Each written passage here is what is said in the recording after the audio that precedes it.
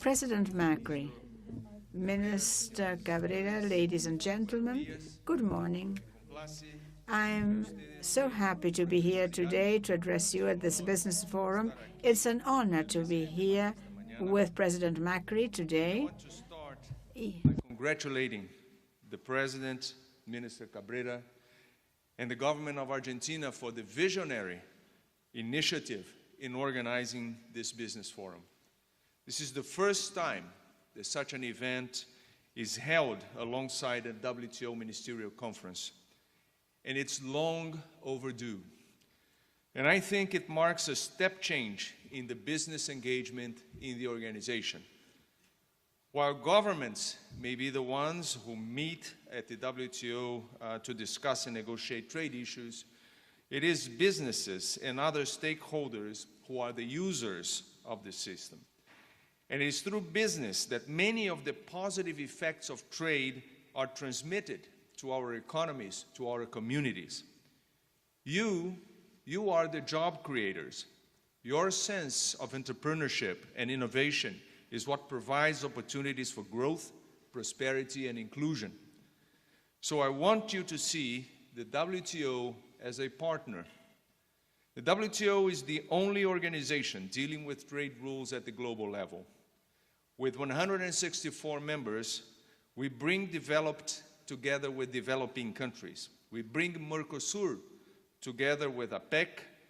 We bring the BRICS, the LDCs, the US, the EU, the African Union, all of them together under one same roof.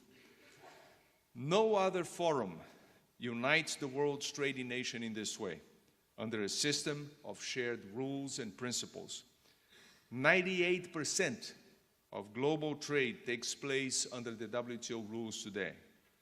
With a global membership, we speak a lot of languages in this organization. But I think there is one language which sometimes we have failed to speak, and that's the language of business. And I want to try to do that now. So here's the pitch. The WTO delivers an essential service to businesses around the world in at least two ways. First, the WTO provides the stability and the certainty that businesses need. We saw that in 2008, when the financial crisis did not lead to a catastrophic wave of protectionism as we saw in the past. This was because countries knew that they all shared commitments under the WTO. Businesses around the world benefited from this stability, and they continue to benefit from it today. So that's the first service we provide. The second is to keep delivering new reforms, and in recent years, this is what we've done. We have given business people around the world a series of reasons to sit up and take notice. In the space of just 4 years, we have delivered the Trade Facilitation Agreement, which could boost global trade by around $1 trillion per year. We have eliminated agricultural export subsidies, and we have expanded the Information Technology Agreement, eliminating tariffs on trade of around $1.3 trillion. And these measures constitute the biggest trade reforms in a generation. So now, businesses want to get more involved, and you want to know what's next. You want to be part of the next steps.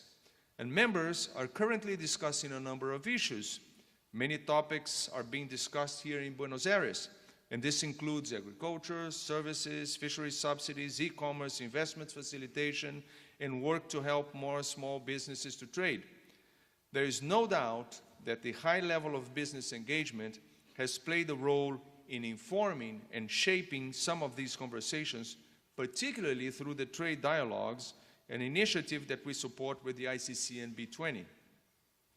This initiative has enriched our debates at the WTO. It has provided an opportunity for business, labor, academia, and others to discuss the full range of trade issues and present their recommendations to the WTO. We will be having a follow-up session of this initiative early in 2018. And we're building on all this in a variety of new ideas and initiatives. And let me take a moment to tell you about some of this work. Yesterday afternoon, together with the World Economic Forum and Jack Ma, representing the Electronic World Trade Platform, we launched a new collaboration on enabling e-commerce. Jack and I share a vision of an internet for all, of e-commerce as a real opportunity for smaller players, entrepreneurs, and regular citizens.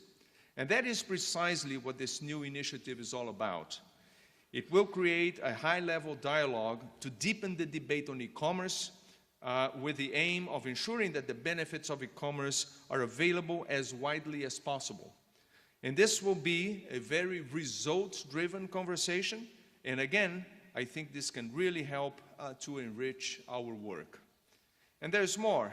We want to be much more active, taking practical steps wherever possible to help people trade. Information is often a big barrier to trading, especially for small businesses. So we are developing a new portal, which we're developing with UNCTAD and the ITC. And this consolidates into one single platform all the information needed to export. So if you want, for example, to export beef from Buenos Aires to Beijing, all it takes is a few clicks to get the information you need, covering rules, regulations, tariffs, sanitary requirements, and so on. So this is a tremendous initiative, but it's also a work in progress, and we need members to keep providing information to help this effort.